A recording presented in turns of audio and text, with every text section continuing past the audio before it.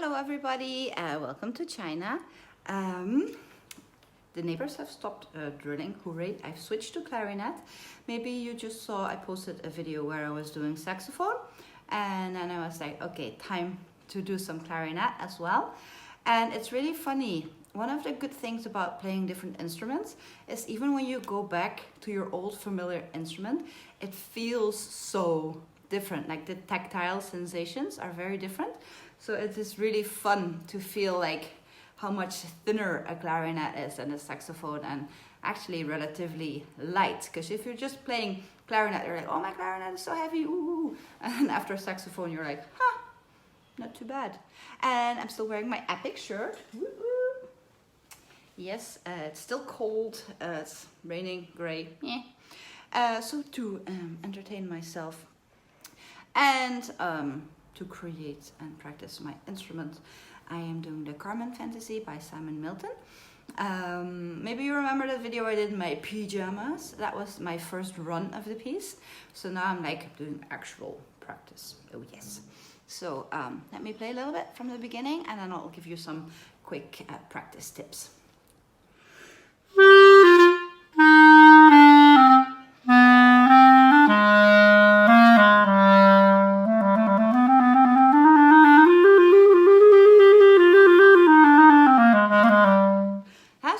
Beginning is kind of just an easy melody, not too much work, but then a lot of the 16ths come, and the trick is to keep that smooth. If you listen carefully, you heard one little slip up in there for me as well. So it is a 3/8. So we have it tied over A.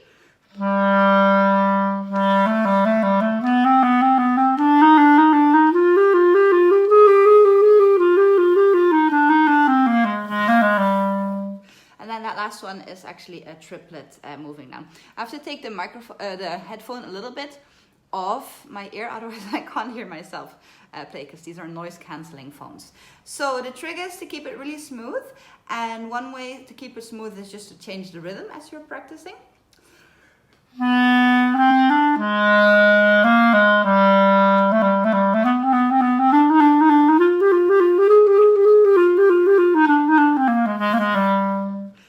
Just for more fun. So yeah, that's a quick little trip.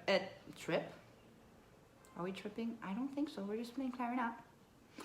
I don't know what's up with my English today. You know, sometimes it kind of goes away. I don't know. And so that has to be like very smooth and flowy. So then we continue. Where are we?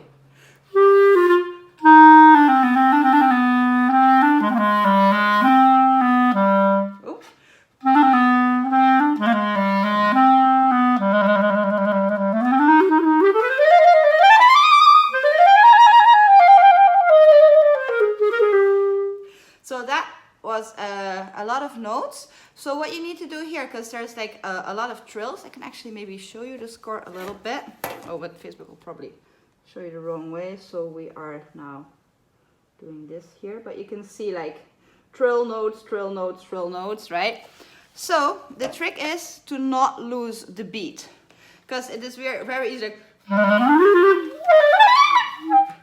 Like, you don't know, you're not anywhere anymore. So first trick would be to practice it without the trill, and even you can subdivide the long notes so you can keep track of the beat. That would be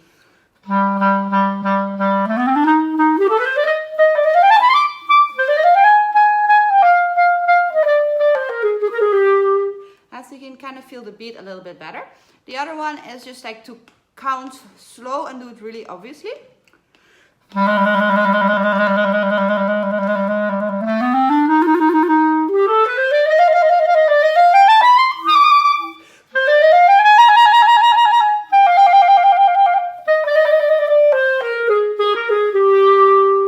And then gradually move that feeling into one beat per bar instead of 3.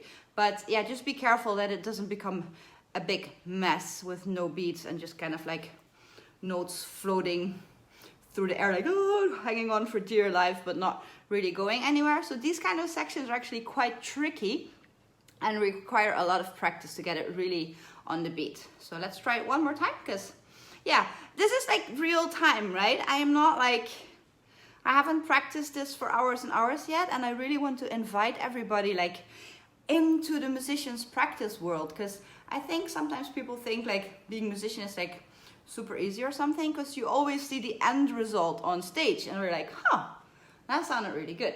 But there are like so many wrong notes, so many like small failures, and so many hours of practice went into that. And I kind of just want to invite you to that side of the story as well, so you can kind of like relate a little bit more like what it actually takes to be a musician, or any other artist for that matter, right? So let's see if we can do this.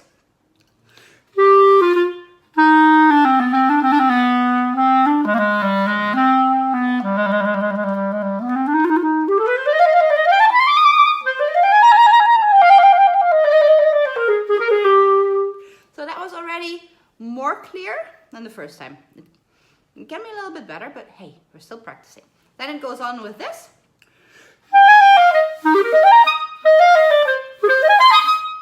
Ooh. See, so that high note came out. First it didn't come out, then it came out, but it was too low. So that is a very tricky one, because that's high F to high B flat. And you see, I'm barely moving my fingers. So high F is this one. And then I just switch those little side keys, and then I have to change my embouchure like to go to the high notes.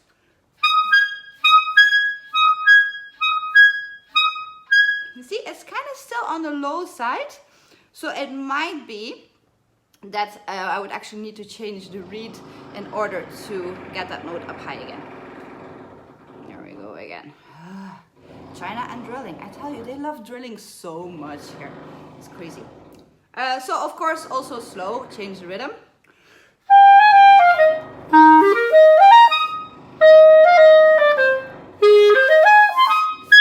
See, then it was better because it was slow, so I had time to bite up more.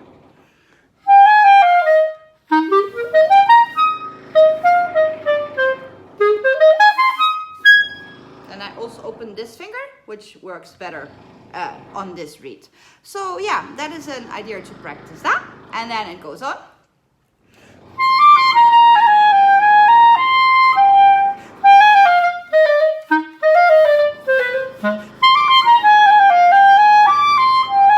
Oh, what did I do there? So as you can see, I slipped up the grace note at first. So then I went back and I did it without grace note. And now I'm having a look. So it's B, B flat, A, B flat, A. Sounds easy enough, right?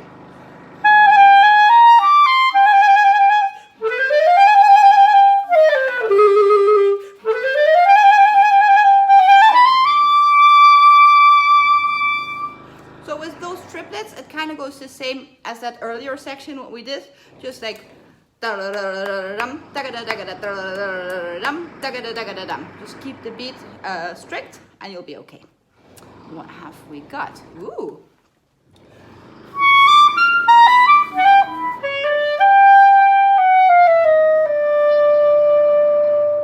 So that looks extremely complicated in the score. I'll just show you. I know you can read backwards. That was that first line in the beginning there. Actually, if you analyze it, the main notes are this. Sound familiar? Yes, it does. That's just your standard dominant seventh chord on A. So it's A, C sharp, E, G. So you start on a high G, and you just have this little extra notes to play with it. So.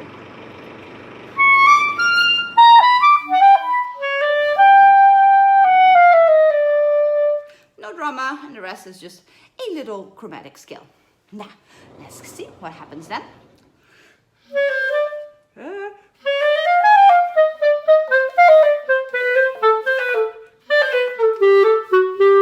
I'm sorry, that's super messy. I have to really focus while there's people drilling. Come on, Elfie, just focus. You can do it.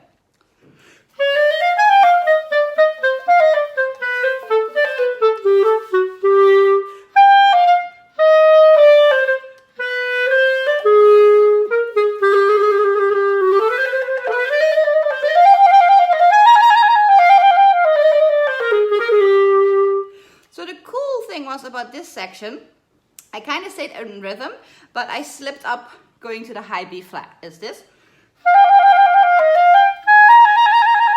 I kind of went from the A and I didn't really hit the B flat first, so there was not a clear first beat. So I kind of went like, that doesn't work so good. So you need to like,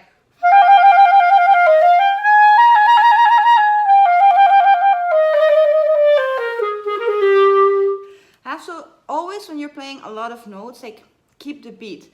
Like your ear and your ears, your body, they need to know where in time we are. Otherwise it just becomes messy. Okay, now we go on.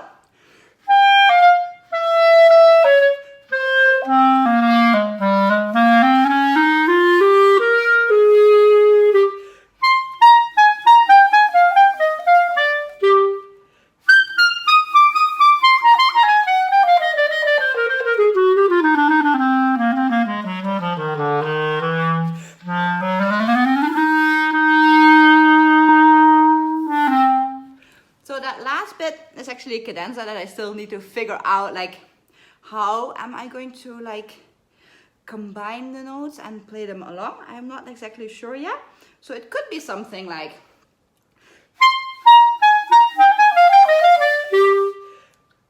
and then it's a high A,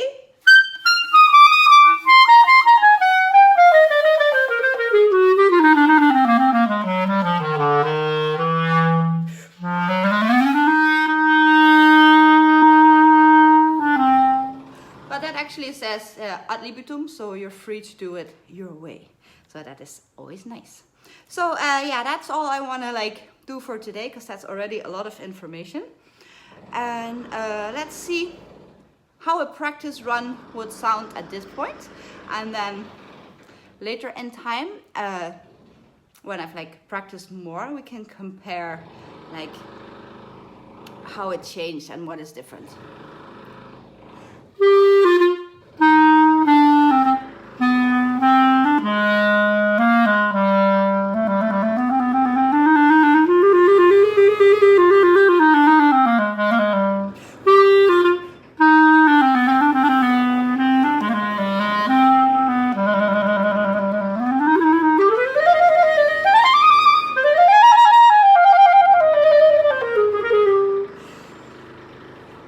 Let's just say FG is not my favorite trill.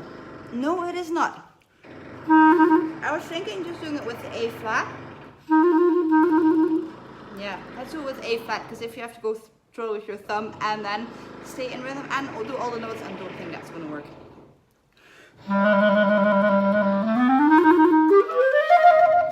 You do kind of hear it doesn't sound as nice, that FG.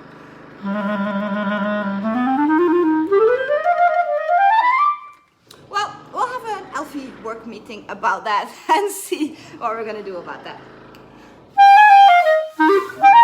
Sorry.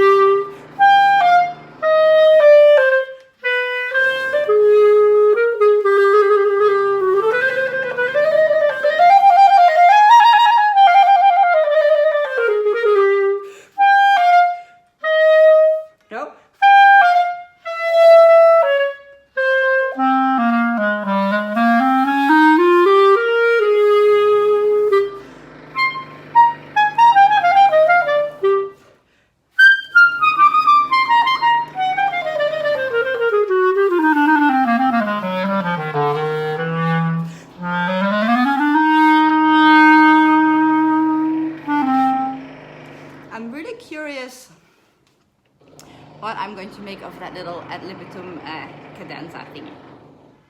I don't know yet.